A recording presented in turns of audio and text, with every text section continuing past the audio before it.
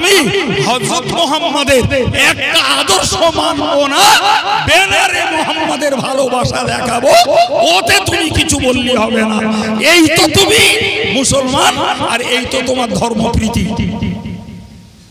কথা বলে আজকের রসুলের ভালোবাসা কলিজায় নাই, রসুলের ভালোবাসা আমলে নাই, রসুলের ভালোবাসা ব্যানারে, মনের ঠান্ডা, রাজনীতির স্বার্থ আর ভিন্ন জাতিকে উস্কানি দেওয়া। কথা বলছেন না কেন?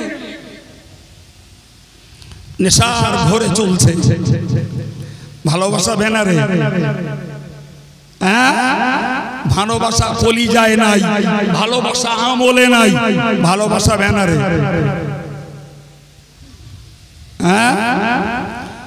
প্রিয় ভাই,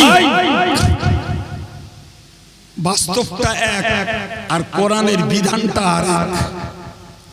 সম্মানিত ভাইয়ের আমার, ভালো করে বুঝুন, আল্লাহর কোরআন বলছে আল্লাযীনা ইউমিনুনা বিল গায়ব। এই কোরআন পথ দেখাবে যাদের, তাদেরকে কোরআনের নাম দেয়া হয়েছে মুত্তাকিন। কি নাম? জোরে বলে।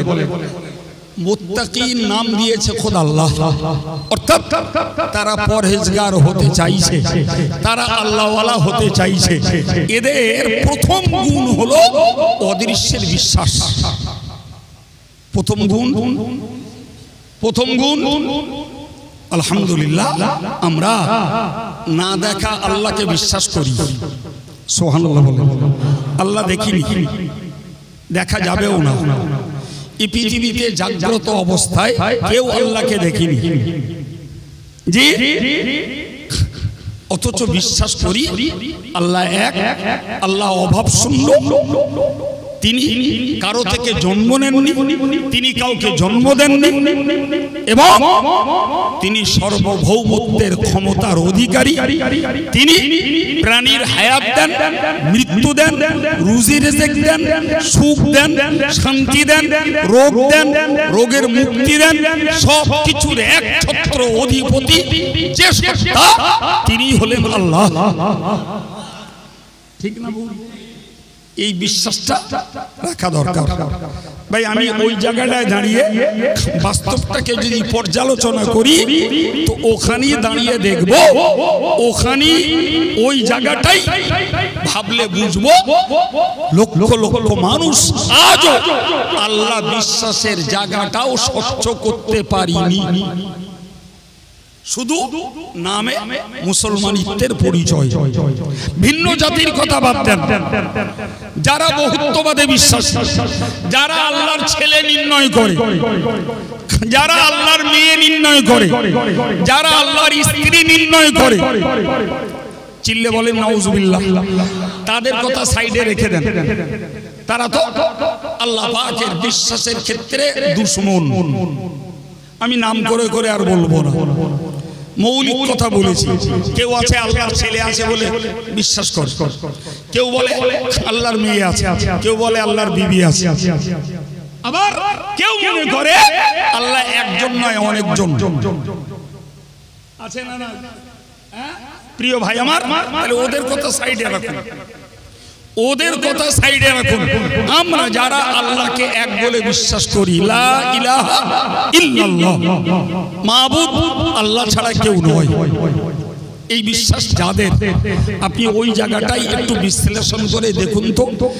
যদি আল্লাহর প্রতি বিশ্বাসটা আমার স্বচ্ছ হয়, তাহলে আমি জীবনে কোনোদিন আমার কোনো কামনা বাসনা মনোবাঞ্ছা পূরণের জন্য কোন মুসলমানের বাচ্চা কোন কবরের কাছে যে যাত্রা করতে পারে, কোন কবরের কাছে ভিক্ষা করতে পারে, কথা বলেন, কোন কবরের কাছে যে সন্তান চাইতে পারে, কোন কবরের কাছে যে রোগের মুক্তি কামনা করতে পারে, কোন কবরের কাছে যে তার মনোবাঞ্ছা পূরণের জন্য কোন মান্যত করতে পারে, এ করার লোক আছে না নাই?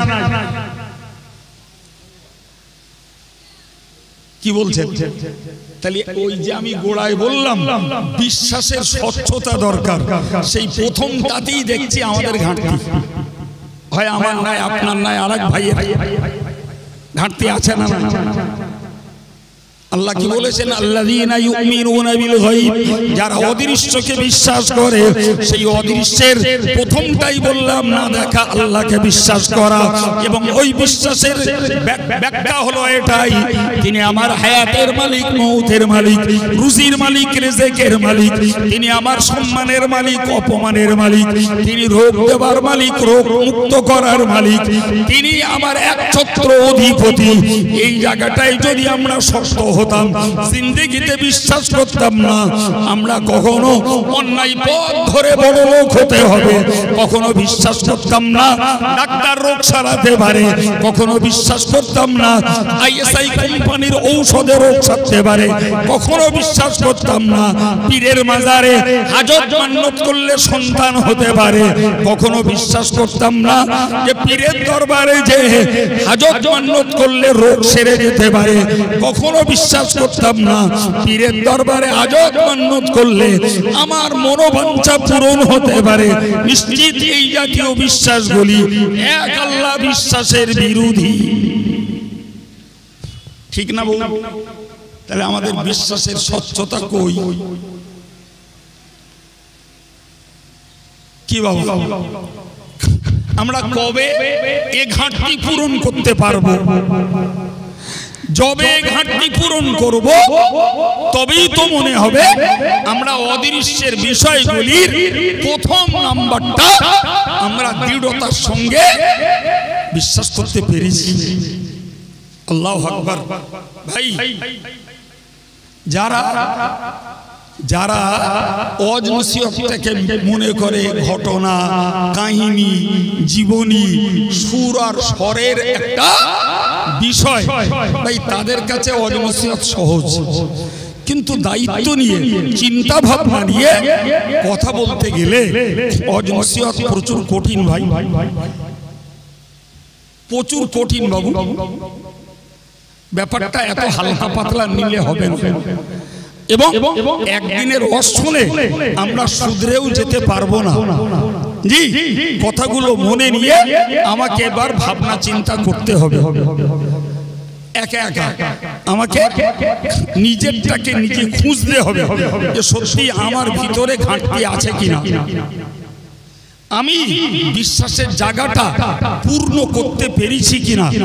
ভাই, বিশ্বাসের জায়গা যদি পূর্ণ না হয় তাহলে অযথা ধর্মের অন্যান্য কাজ করে আমি তো কিচ্ছু পাবো না বাবা। এটাই তো ভিত্তি। ভিত ঠিক থাকলে দেয়াল তুললে থাকবে, ভিত যদি ঠিক না থাকে দেয়াল তুললে ও দেয়াল তো হুড়মুড়িয়ে ভেঙে পড়বে। কথা বলে আমি করজোড়ে নিবেদন করে বলবো, আমি একেবারেই গোড়ার কথা বলছি, মৌলিক কথা বলছি। আসুন না আমরা সবাই নিজেদের বিশ্বাসটাকে স্বচ্ছ করি। আমি আনুষঙ্গিক কথা বাড়বো না, আমি আপনাকে ওই জায়গাটাই আর দুটো কথা বলি। আচ্ছা বলেন তো ভাই, আমার যখন বিশ্বাস আল্লাহ আমার সবকিছু, আল্লাহ আমার সবকিছু, মুখে বলছিও তাই। আচ্ছা, এরপরে মুসলিম কমিউনিটির, মুসলিম সমাজের কোনো ভাই বোন কোনো অবৈধ পথ ধরে নিজের ডেভেলপমেন্ট, নিজের উন্নতি ঘটাতে চেষ্টা করতে পারে কি? পারে? আচ্ছা, করার লোক আছে না নাই? আচ্ছা, যদি মনে করি আল্লাহ আমার সবকিছু, ভাই তাহলে কোন ডাক্তার, কোন পীর বুজুর্গ, কোন কবরের অমর আল্লাহর ওলি, ভাই এরা আমার কেউ কিছু করে দিতে পারে? পারে কি? বড় জোর আমি তাদের ওসিলা দিয়ে আল্লাহর কাছে চাইতে পারি। দেনেওয়ালা তো আল্লাহ, দেনেওয়ালা তো অন্য কেউ নয়। কিন্তু ওই জায়গাটাও আমরা এখনো শোধরাতে পারিনি বাবা, শোধরাতে পারিনি। কি হবে উপায়? এই জন্য মহান আল্লাহ কোরআনে বলেছেন ওয়া মা ইউমিনু আকসারুহুম বিল্লাহি ইল্লা হুম মুশরিকুন। মহান আল্লাহ কোরআন শরীফে বলেছেন ওয়া মা ইউমিনু আকসারুহুম বিল্লাহি, প্রচুর পরিমাণে মানুষ, অনেক মানুষ যারা আল্লাহর প্রতি বিশ্বাসের দাবি করে অথচ ইল্লা হুম মুশরিকুন, তারা মূলত মুশরিক, তারা মূলত আল্লাহর সঙ্গে শিরককারী, আল্লাহর সঙ্গে তারা পার্টনারশিপ তৈরি করেছে, আল্লাহর অংশীদার বানিয়েছে, অথচ তারা দাবি করছে আমরা ঈমানদার। আমার কথা না বাবা, কোরআন বলছে যে মানুষের মধ্যকার প্রচুর পরিমাণে মানুষ যারা আল্লাহকে বিশ্বাস করে বলে দাবিদার অথচ তারা মুশরিক। এরা কারা? তাহলে আমাদের মধ্যেই আছে না? কোথায় বলেন বলেন কোথায়? আরে ভাই, এ লোক ইহুদিদের মধ্যে না, খ্রিস্টানের মধ্যে না, বৌদ্ধের মধ্যে না, এ লোক তো ঈমানের দাবি যারা করছে ওদের মধ্যে। এ তো আল্লাহ নিজে বলছেন ওমা ইউমিনু, তারা ঈমানের দাবি করছে বিল্লাহি, আল্লাহর উপর, অথচ ইল্লাহু মুশরিকুন, তারা মুশরিক। তাহলে কি মানে হলো? এদের গেটআপটা ঈমানের, কিন্তু বিশ্বাস আর কার্যগত চরিত্রটা হলো শিরকের।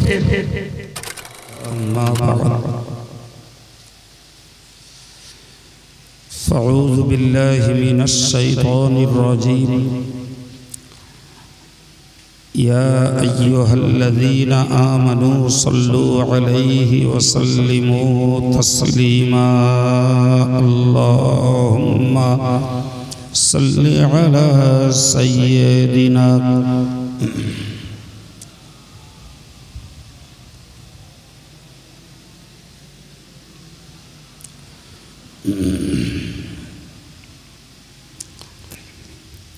فقد قال الله تعالى في القرآن المجيد وفي الفرقان الحميد أعوذ بالله من الشيطان الرجيم ذلك الكتاب لا ريب فيه هدى للمتقين الذين يؤمنون بالغيب صدق الله العظيم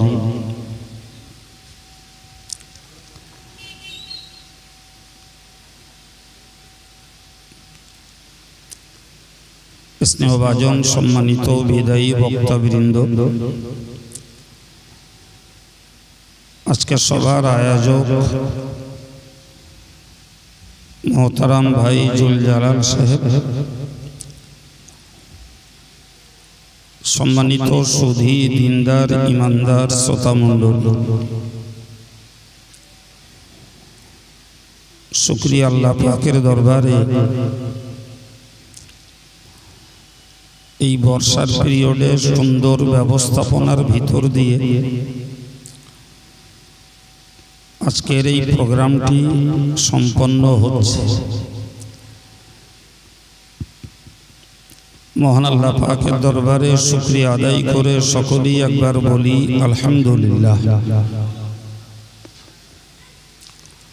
তৎসহ প্রিয় নবীর প্রতি জানাই অন্তরের অন্তঃস্থল থেকে দরুদ ও সালাম। সকলেই বলি সাল্লাল্লাহু আলাইহি ওয়াসাল্লাম। সম্মানিত সুধী, মাতিন সাহেব কি ওয়াজ করে গেছেন আমি জানি না। বিদায়ী বক্তা মৌলানা রজব আলী সাহেব যে কথাগুলি আপনাদের কাছে আলোচনা করছিলেন, তার শেষের দিকের মিনিট 15-20 আলোচনা আমি শুনেছি।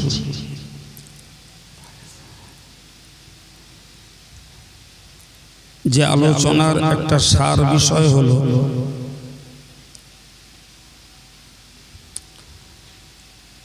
আপনারা যে দৃষ্টিতে শুনেছেন, আপনাদের শোনা এবং জ্ঞান আপনাদের কাছে ধরা পড়েছে। আমি একটা বিষয় বুঝেছি, সেটি হলো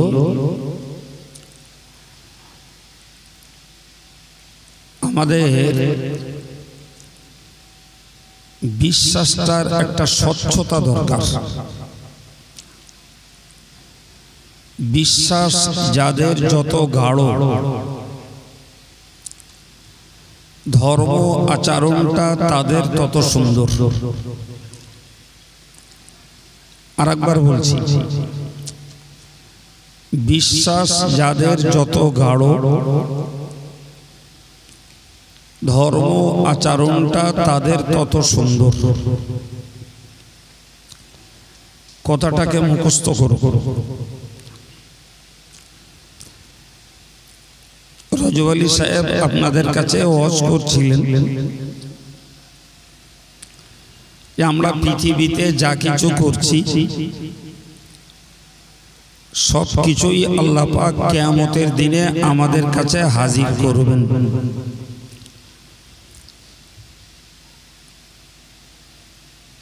মানুষ সেদিনকার ভয়াবহ অবস্থা দৃষ্টে বলবে, মৃত্যু না হলে ভালো হতো। সেদিন অর্থশালীর অর্থ, নেতার নেতৃত্ব, ক্ষমতাবানের ক্ষমতা সবকিছুই বিধ্বস্ত হবে। কারোর অর্থ তার উপকারে আসবে না, কারোর ক্ষমতা তার উপকারে আসবে না, কারোর নেতৃত্ব তার পক্ষে কাজে লাগবে না, কারোর বংশ সেদিন তার উপকার দেবে না। এই জাতীয় কথাগুলি কোরআন হাদিসে বিভিন্নভাবে বিভিন্ন জায়গায় উল্লেখিত হয়েছে। আমরা বাস্তব পৃথিবীর মানুষ, পারলৌকিক ওই বিষয়গুলির একটিরও বাস্তবতা আমাদের সামনে নেই। তাহলে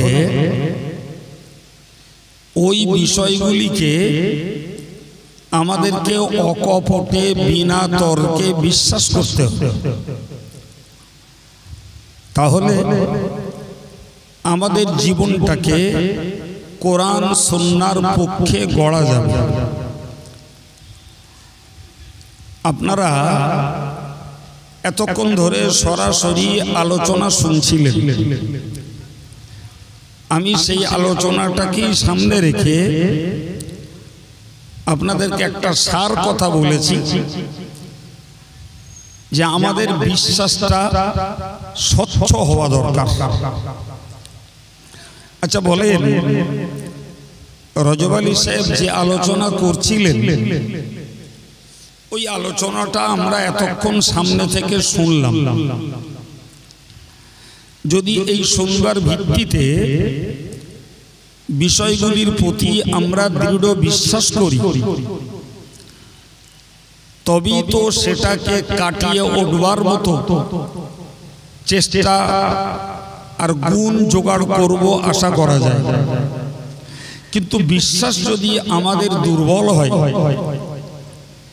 কোরআন হাদিসের ওই ঘোষিত বিষয়গুলির প্রতি আমাদের যদি দৃঢ় বিশ্বাস না জন্মায়, তাহলে আমরা আমাদের জীবন তৈরি করব কিসের ভিত্তিতে? এই জন্যই আপনারা প্লেন বায়ান শুনেছেন,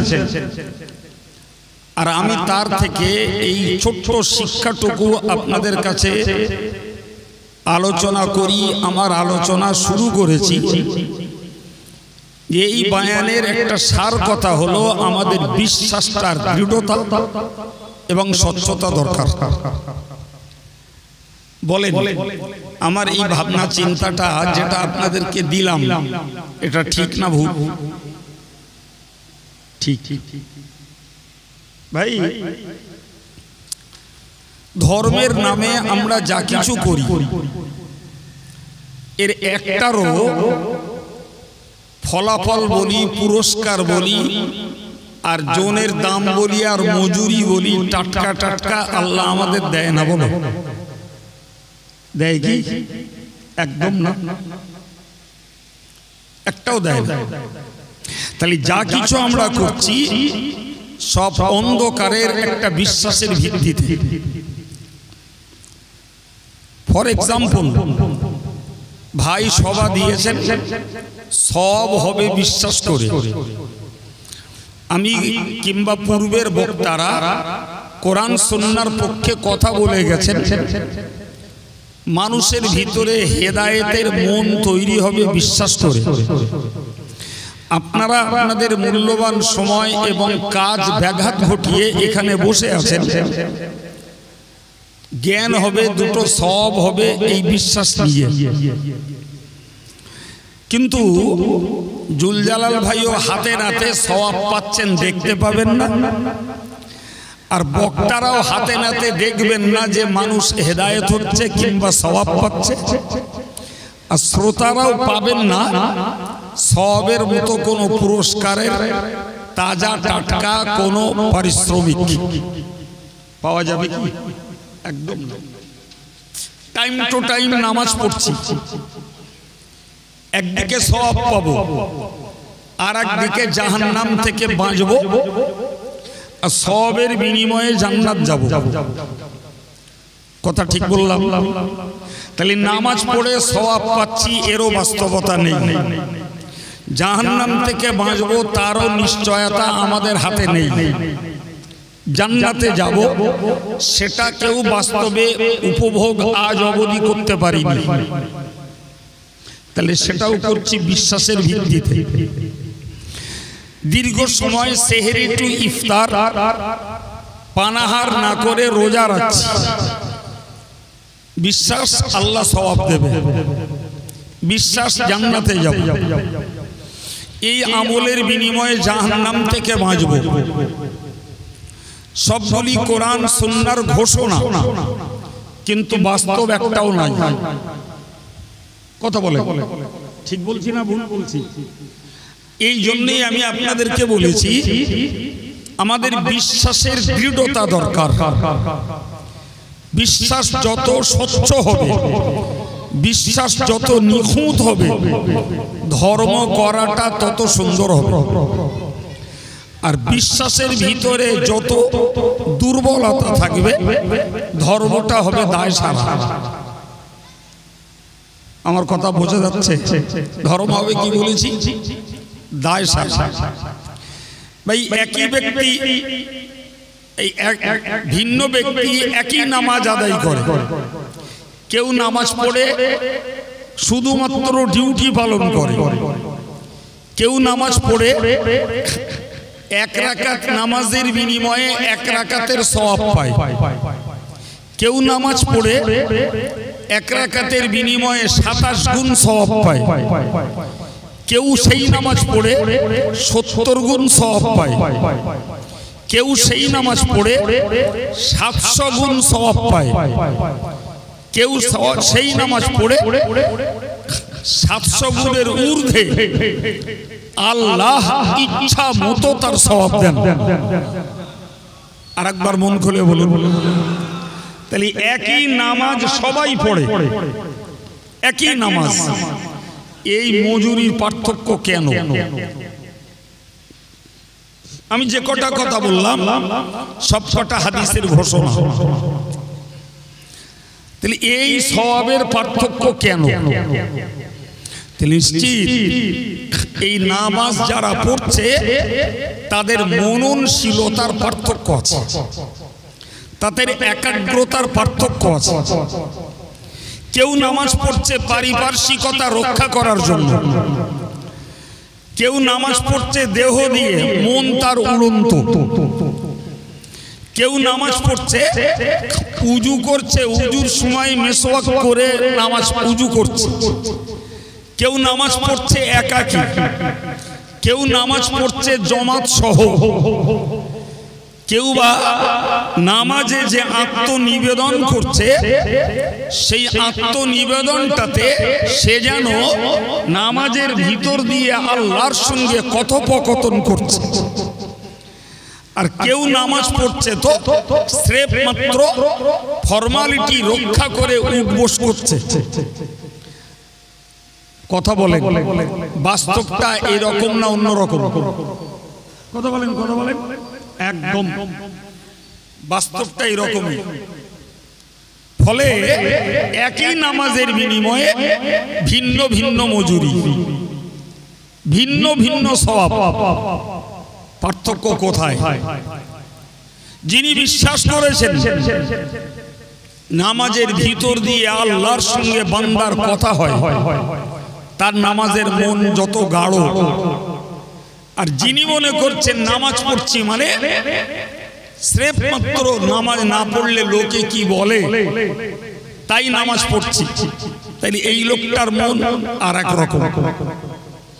কেউ নামাজ পড়ছে, দেহ তার উপোস করছে, মন তার ভিন্ন ভিন্ন কাজে ঘুরে বেড়াচ্ছে। তাহলে ওই লোকটার দেহ নামাজ পড়ছে, তার মন নামাজ পড়ে না। কেউ নামাজ পড়ছে, তার মনের ঘাটতির কারণে সেই লোকটা কখনো পিঠ চুলকাচ্ছে, কখনো মশা মারছে, কখনো পাশে কে আসছে একটু ঘাড় ঘুরিয়ে দেখে নিচ্ছে, কখনো নামাজ পড়ছে লোকটা, অথচ লোকটাকে দেখা যাচ্ছে নামাজ পড়তে পড়তে লোকটা মশা মারছে, পিঠ চুল করছে, নামাজের ভিতরে রয়েছে তার যথেষ্ট অলসতা, অথচ লোকটা নামাজ। ঠিক একইভাবে কেউ রোজা রাখছে, খাওয়া বন্ধ, পান করা বন্ধ, গীবতটা বন্ধ নেই, অবৈধ জিনিস দেখাটা চোখটাকে বন্ধ করতে পারিনি, মিথ্যা কথাটা ছাড়তে পারিনি, কান দিয়ে অন্যায় কথাটা শোনা বন্ধ করতে পারিনি। নামাজ রোজা আছে, অথচ অবৈধ বুদ্ধি বাটাবাটি বন্ধ করতে পারিনি। আবার একইভাবে পানাহার না করে আর একজন রোজা রাখছে, পানাহার বন্ধ, গীবত গেল্লা চুগলি মিথ্যা বন্ধ, চোখটাকে অবনত রেখেছে, কানটাকে অবৈধ কথা থেকে বিরত রেখেছে, নিজের মস্তিষ্কের চিন্তা ভাবনাটাকে সে কোনো অবৈধ দিকে নিয়ে যায়নি, পাটাকে হারাম পথে পরিচালিত করিনি। তাহলে দুটো লোকই রোজা রাখবার প্রক্রিয়া অবলম্বন করে পানাহার বন্ধ রেখেছে, কিন্তু দুটো লোকের রোজার গুণগত মান এক পর্যায়ের নয়। কথা বলেন, ঠিক বলছি না ভুল? কোরবানি করছে মানুষ, কেউ কোরবানির পশু কিনতে হালাল টাকা ব্যয় করছে, কেউ সুদ খাচ্ছে, সুদের টাকা দিয়েই কোরবানির পশু কিনছে, কেউ কোরবানি করছে গোশত খাওয়ার চিন্তা ভাবনা করে, কেউ কোরবানি করছে মানুষের কাছে নাম যশ আর গ্রহণযোগ্যতা বাড়াবার চিন্তা নিয়ে, কেউ কোরবানি করছে নিজে স্টকিস্ট করে দীর্ঘদিন ধরে খাবার চিন্তা নিয়ে, কেউ কোরবানি করছে আমি সারা বছর খেতে পারি, দরিদ্ররা খেতে পায় না, এদেরকে দান করব সেই চিন্তা নিয়ে। একই কোরবানি, কিন্তু মানসিকতা ভিন্ন ভিন্ন। আছে না নাই? আছে। প্রিয় ভাইরা আমার, আমি আলোচনায় শুরু করেছি বিশ্বাস যত গাঢ় হবে ধর্ম তত সুন্দর হবে, আর বিশ্বাস যত দুর্বল ধর্ম তত খিচুড়ি। কথা বোঝাতে পারছি?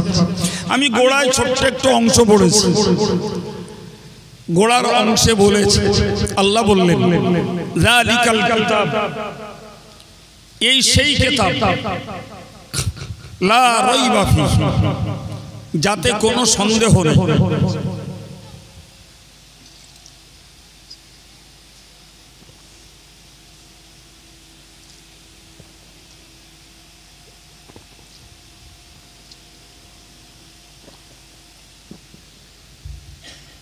আলহামদুলিল্লাহ, যাতে কোনো সন্দেহ নেই। বক্তব্যটা আমার নয়, আল্লাহ। আচ্ছা বলেন, আল্লাহ যখন বললেন যে আমি এমন একটা কিতাব পাঠিয়েছি যাতে কোনো সন্দেহ নেই, আচ্ছা আল্লাহর এই কথাটা সারা পৃথিবীর আদার্স রিলিজিয়াস ভিন্ন ধর্মের মানুষ যারা, তারা বিশ্বাস না করতে পারে। আচ্ছা কোন ইমানের দাবিদার, কলেমার ভাই বোন এই কথাটাকে অবিশ্বাস করতে পারে? পারে বাবা? মোটেই নয়, মোটেই নয়। তাহলে তাকে অকপটে বিশ্বাস করতে হয়।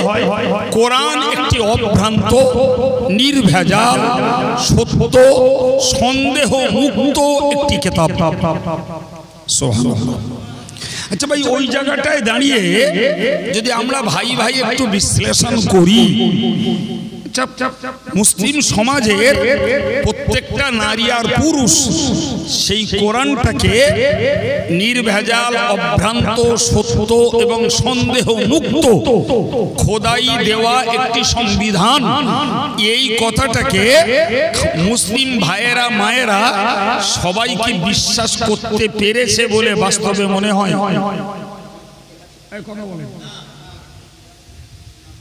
হু হু করে শুধু কোরআন শুনবো, ওতে ব্রেন কালচার করা মুশকিল। তাহলে যে কোরআনের প্রথম ঘোষণা যে এতে এক বিন্দু সন্দেহ নেই, সেই কথাটি আর পৃথিবীর কারণ নয়, আল্লাহর কথা। এই কথাটাই যদি আমার মুসলিম ভাই বোনেরা বিশ্বাস করে নিতেন যে কোরআন একটি সন্দেহ মুক্ত সংবিধান, তাহলে ওই সংবিধানটাকে নিশ্চিত সত্য ভেবে নিজেদের জীবনে প্রয়োগ করে নিলেই তো একটা মানুষ উন্নত মানের ধার্মিক হয়ে যেত। কথা বলে, কিন্তু সত্য সমালোচনা করলে বলতে হবে যে কলেমায় আমরা বিশ্বাসী হয়েছি, কিন্তু সেই কলেমার বিশ্বাসের একটি পার্ট কোরআনটাকে সন্দেহ মুক্ত কিতাব হিসাবে বিশ্বাস করে। আচ্ছা কোরআনটাকে সন্দেহ মুক্ত একটি কিতাব হিসাবে, একটি সংবিধান হিসাবে যদি বিশ্বাস করা যায়, তাহলে অ্যাডাল্ট কোন মুসলমান কোরআনের বহু বহু ঘোষিত আচ্ছা নামাজটাকে আর বাদ দিতে পারে? সবাই মিলে একটু কথা বলে। ওয়াজ অনেক শুনেছেন, আমার কাছে ওয়াজ শুনতে হবে না, এই গল্পগুলো শোনেন। নামাজ বাদ দিতে পারে? তাহলে যে মুসলমান অ্যাডাল্ট, সাবালেক, সাবালিগা আজও নামাজ পড়ছে না, তাহলে সে লঙ্ঘন করছে আব্দুল কাইয়ুমের কথা, আল্লাহর কথা লঙ্ঘন করছে। তার মানে আল্লাহর কথা লঙ্ঘন করার অর্থই হলো যে আল্লাহর কোরআনের প্রতি তার বিশ্বাসের ঘাটতি নাকি? গাদা গাদা ও শুনতে হবে না ভাই, গাদা গাদা ও শুনতে হবে না। আমি একটা উদাহরণ আপনাদেরকে দিচ্ছি। আল্লাহ বলেছেন ওয়াদাল্লাহুল্লাযীনা আমানু মিনকুম ওয়া আমিলুস সালিহাত।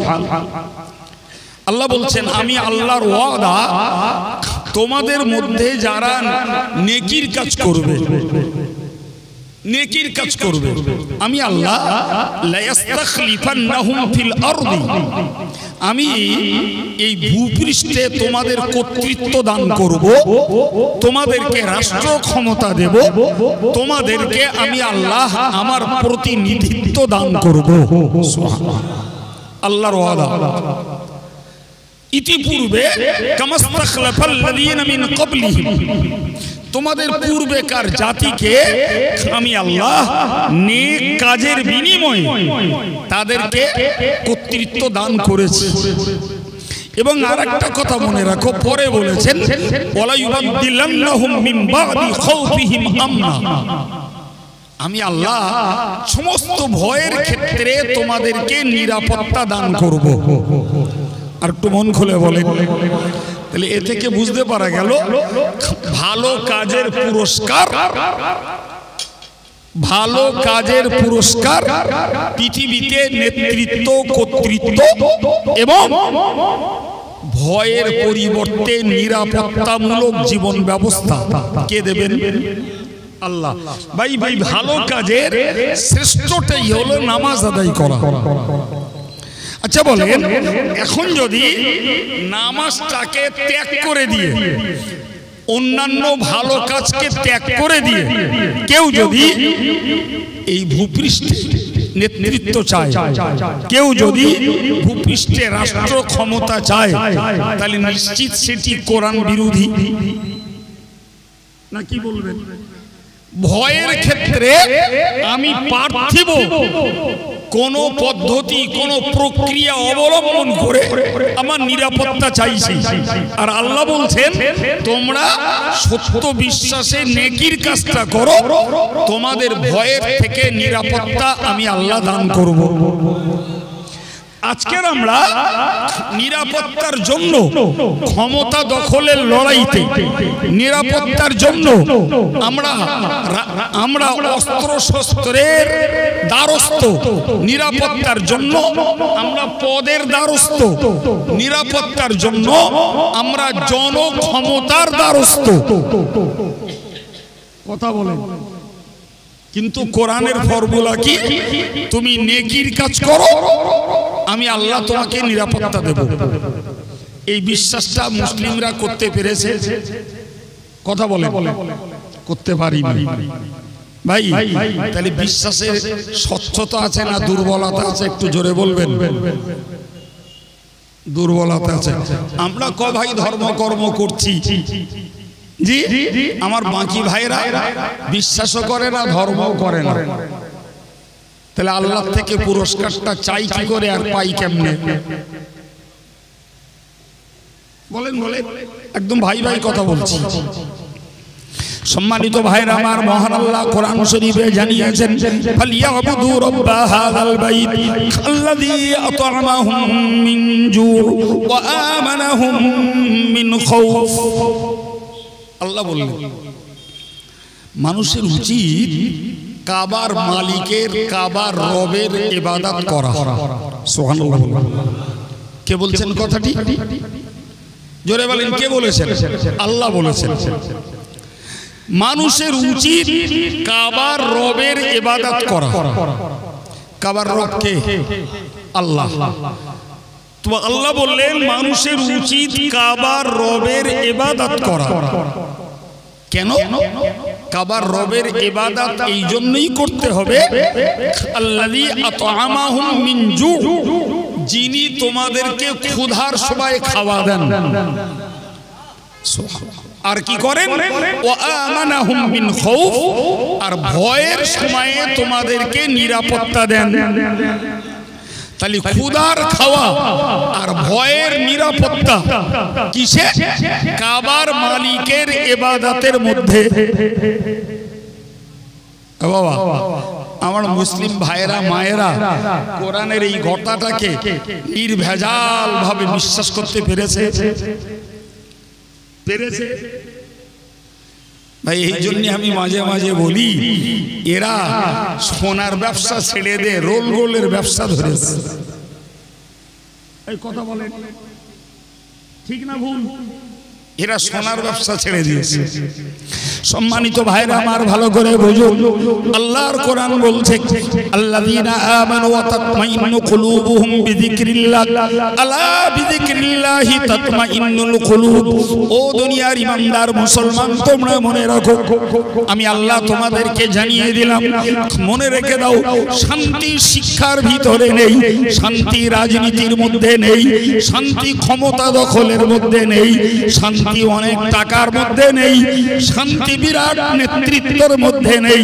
আমার আল্লাহ বললেন, বান্দারে মনে রাখো, শান্তি রয়েছে আমি আল্লাহর জিকিরের মধ্যে।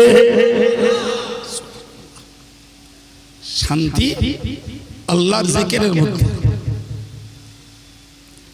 জি আল্লাহ বললেন, যারা ঈমান নিয়ে এসেছে, ওয়াতাতমাইন্নু কুলুবুহুম বিযিকরিল্লাহ, এবং আল্লাহর জিকিরে তাদের মনটাকে তারা প্রশান্তি দিয়েছে।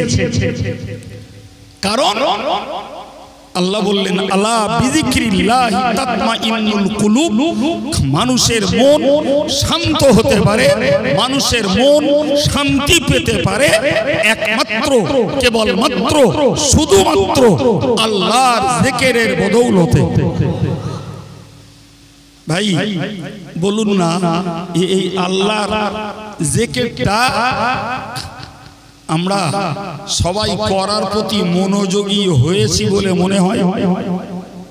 কথা বলে ভাই, আমি প্রসঙ্গত বলছি, নামাজও একটা জিকির, মসজিদের আযানও একটা জিকির, কোরআন তেলাওয়াতও একটা জিকির।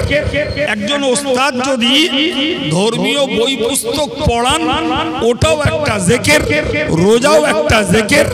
এরপরেও আলাদাভাবে জবানে আল্লাহ আল্লাহ করাটাও একটা জিকির। তাহলে কিছু কিছু বিধিবদ্ধ জিকির আমরা কিছু মানুষ করি, কিন্তু ধারাবাহিকভাবে এই প্রচলিত জিকিরটাও আমাদের মাঝে অভাব। তার মানে হলো কোরআনের প্রতি আমাদের বিশ্বাসের ঘাটতি। আমরা ভাবছি বেশি লেখাপড়া শিখলে শান্তি হবে, আমরা ভাবছি বেশি অর্থশালী হলে শান্তি পাওয়া যাবে, আমরা ভাবছি বড় নেতা হলে শান্তি পাওয়া যাবে। আমার আল্লাহ বলছেন শান্তি ওসব কিছুতে নয়, শান্তি আমার জিকিরে। বিশ্বাস কোথায়? সব তো কোরআন। এই যে কটা কথা বললাম কোরআনের কথাই বললাম। তাহলে যে কোরআনের প্রথম ঘোষণা যে কোরআন একটি নির্ভেজাল, অভ্রান্ত, সত্য এবং সন্দেহ মুক্ত খোদাই একটি সংবিধান। বিশ্বাস করুন ভাই, আমরা কলেমার ভাই বোনেরা সকলেই সেই কথাটা আজও দৃঢ়ভাবে আমরা বিশ্বাস করতে পারিনি। ফলে কোরআনের ফর্মুলা আমাদের সবার কাছে বাস্তবে কার্যকর নয়। না কি বলছেন? সত্যি না মিথ্যা? যতদিন পর্যন্ত এই বিশ্বাস আমরা কাটিয়ে না উঠব ততদিন পর্যন্ত যত মনোমুগ্ধকর আলোচনা অজনসিহত যে বক্তার কাছ থেকে শুনি না কেন, জি যারা ধার্মিক তাদের কাছে ওটা বাস্তবে রূপ পাবে, যারা ধর্ম আচরণ করে না তাদের কাছে গল্পে পরিণত হবে। তাছাড়া কিছু না। বিশ্বাসটুকু গাঢ় করা দরকার। সম্মানিত ভাইরা আমার, আল্লাহর কোরআন বলছে হুদাল লিল মুত্তাকিন, ও বিশ্ববাসী তোমরা মনে রাখো আমি আল্লাহ তোমাদেরকে জানিয়ে দিলাম হুদাল লিল মুত্তাকিন, যে কোরআন তোমাদেরকে দিয়েছি, যে কোরআন তোমাদেরকে দিয়েছি, যারা আল্লাহওয়ালা হতে চায়, যারা আল্লাহকে ভয় করে চলতে চায়, যারা পরকালটাকে বিশ্বাস করে, তাদের জন্য কোরআনে রয়েছে পথের আলো। কি রয়েছে? আলো রয়েছে, এতে পথ দেখানো আছে। যারা আল্লাহওয়ালা হতে চায়, পরেজগার হতে চায়, যারা সংযমী হতে চায়, আপনি হতে চেয়েছেন, কোরআন থেকে পথ খুঁজে নিয়েছেন। কিসের পথ? নামাজ, রোজা, হজ, যাকাত, জিকির, তাসবিহ, তেলাওয়াত, দান, সাদকা, এগুলি ওই আল্লাহর কাছে সন্তোষজনকভাবে পৌঁছানোর পথ। এগুলো কথা বোঝা যাচ্ছে? এগুলো পথ। ভাই আমরা সবাই জানি মরবো যখন আল্লাহর কাছে যাব, সব ধর্মের লোক যাবে, কিন্তু কেউ আল্লাহর কাছে গিয়ে সমাদর পাবে আর কেউ আল্লাহর কাছে গিয়ে ধরা খাবে। পার্থক্য এটাই। যারা সঠিক পথ ধরে আল্লাহর কাছে পৌঁছাবে তারা আল্লাহর কাছে যত্ন পাবে, সমাদর পাবে, নাজাত পাবে। যারা ভিন্ন পথ ধরে আল্লাহর কাছে পৌঁছাবে তারা নিশ্চিত আল্লাহ পাকের কাছে ধরা খাবে। পৌঁছাতে সবাইকে হবে। ও ব্যাপারে ছাড় কারণ নাই। তাই কোরআন কোন পথ দেখিয়েছে? একদম স্বচ্ছ কথায় মনে রাখুন, যে পথে চলে আল্লাহর কাছে পৌঁছালে আল্লাহর কাছে যত্ন পাওয়া যাবে, ওই পথটাই কোরআন দেখিয়েছে। সুবহানাল্লাহ বলে। যাদের ভাগ্য ভালো তারা সে পথ নিয়েছে, যাদের ভাগ্য মন্দ তারা সে পথ নেয়নি। কথা বলে, এইটা একটা রাজ দরবার, এইটা একটা রাজ দরবার। সামনে একটা গেট আছে, জি গেটে একজন দারোয়ান আছে। তো রাজা মশাইয়ের কাছে কারো যদি দরকার লাগে, দারোয়ানের কাছে অনুমতি চাইলে তিনি অনুমতি দেন, রাজা মশাইয়ের কাছে প্রবেশ করতে পারেন এবং তার দাবি দাওয়া আবদার রাজা মশাই শুনেন। তো একজন ব্যক্তি ওই সামনের দরজায় দারোয়ানের কাছ থেকে পারমিশন নিয়ে ঢুকলো, আর একজনের বাড়ি পিছন দিকে, সে ঘুরে ওই দিকটা না গিয়ে এদিক দিয়ে পাঁচিল টপালো। এই কথা শুনতে পাচ্ছেন? তাহলে যে লোকটা পারমিট নিয়ে পারমিশন নিয়ে গেট দিয়ে এসেছে সেও রাজা মশাইয়ের কাছে পৌঁছে গেছে, আর যে লোকটা পাঁচিল টপিয়েছে ও রাজা মশাইয়ের কাছে পৌঁছে গেছে। তাহলে পৌঁছানোর দিক দিয়ে দুজন সমান, কিন্তু পৌঁছানোর পদ্ধতি দুজনের সমান নয়। এই কথা ঠিক না ভুল? তাহলে পৌঁছে গেছে, পৌঁছানোর দিক দিয়ে সমান, কিন্তু পৌঁছানোর পদ্ধতি সবার সমান নয়। ফলে যিনি গেট দিয়ে পারমিশন নিয়ে ঢুকেছেন তিনি রাজামশাইয়ের কাছে সমাদর পাবেন, রাজামশাই তার আপিলকে শুনবেন, প্রয়োজনে তার অভাবকে মেটানোর চেষ্টা করবেন। পক্ষান্তরে যে একটা পাঁচিল টপিয়েছে ওখানকার যারা প্রশাসন এবং সামরিক বাহিনী ও পাঁচিল টপালি অ্যারেস্ট হবে। এই কথা বলেন, হবে না? হবে না?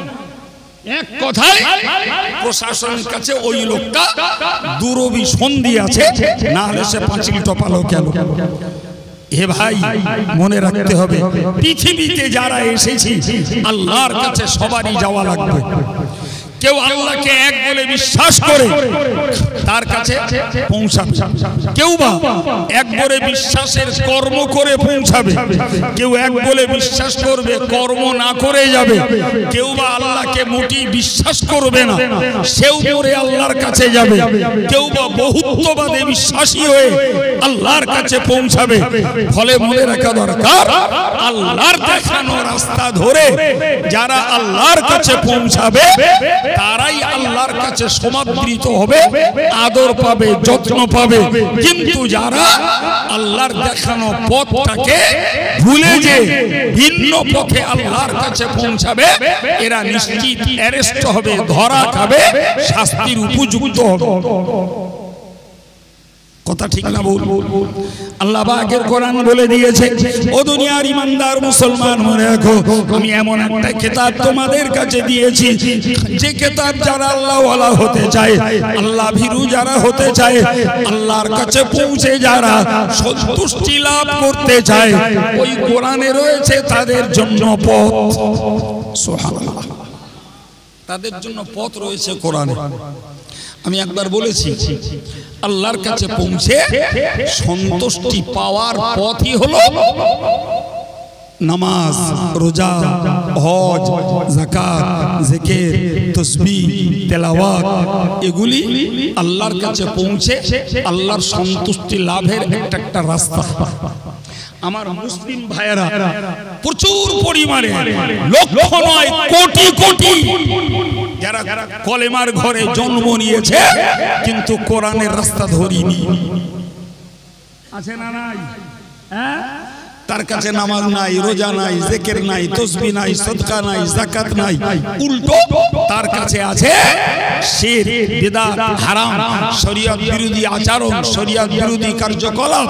তাই ওই লোকটি কোরআনের দেখানো রাস্তা ধরিনি, ও ভিন্ন রাস্তায় নিজের ইচ্ছা মতো চলেছে।